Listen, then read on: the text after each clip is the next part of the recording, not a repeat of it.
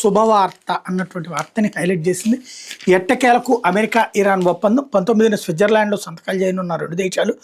వెంటనే తెరుచుకోనున్న Hormuz toll లేకుండానే నౌకలకు అనుమతి. సైనిక చర్యలు నిలిపివేత, ఇంధన మార్కెట్ ఊపిరి, అణు ఆంక్షలకు చర్చల ద్వారా పరిష్కారం. లెబనాన్ నుంచి వైదొలగం ఇజ్రాయెల్. ఎట్టకేలకు అమెరికా ఇరాన్ మధ్య శాంతి ఒప్పందం కుదిరింది. ఈ నెల 19వ తేదీన ఈ ఒప్పందంపై స్విట్జర్లాండ్ రెండు దేశాలు సంతకాలు చేయనున్నాయి.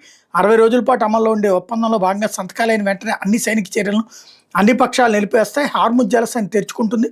టోల్ లేకుండా రవాణా నౌకలకు అనుమతి లభించబోతోంది. ఉపశమనం లభించిన ఈ 60 రోజుల్లో అణు అంశం, ఏకపక్ష ద్వైపాక్షిక అంతర్జాతీయ ఆంక్షల ఎత్తివేతపై రెండు దేశాలు దృష్టి సారించనున్నాయి. అమెరికా ఇరాన్ల మధ్య ఒప్పందం ఖరారైందని ఆదివారం రాత్రి అగ్రరాజ్యాధ్యక్షుడు డొనాల్డ్ ట్రంప్ ప్రకటించారు. ఒప్పందంలో భాగంగా హార్ముజ్ జలసంధి తెరుచుకుంటుందని తెలిపారు. టోల్ లేకుండానే నౌకలు ఈ జలసంధి మీదుగా ప్రయాణిస్తాయని వివరించారు. దీంతోపాటు ఇరాన్ పోర్టులపై అమెరికా దిగ్బంధనం తొలగిపోనుందని వెల్లడించారు. మీ ఇంజన్లను స్టార్ట్ చేసుకోవడానికి ఇంధనం స్వేచ్ఛగా రవాణా అవనుందని ట్రంప్ వెల్లడించారు. నెల 19వ తేదీన స్విట్జర్లాండ్లో రెండు దేశాల నేతల సంతకాలు అయిన తర్వాత హార్ముజ్ తెరుచుకుంటుందని ట్రంప్ ప్రకటించారు. ట్రంప్ 80వ ఏట అడుగుపెట్టిన వేళ ఆ ప్రకటన రావడం విశేషం. ఈ ఒప్పందం పశ్చిమాసియాలో శాంతి భద్రతలను తీసుకొస్తుందని, ఇరాన్లో శాంతి విషయంలో గత అధ్యక్షులంతా విఫలమయ్యారని ట్రంప్ వ్యాఖ్యానించారన్నటువంటిది హైలైట్ చేశారు. మరోవైపున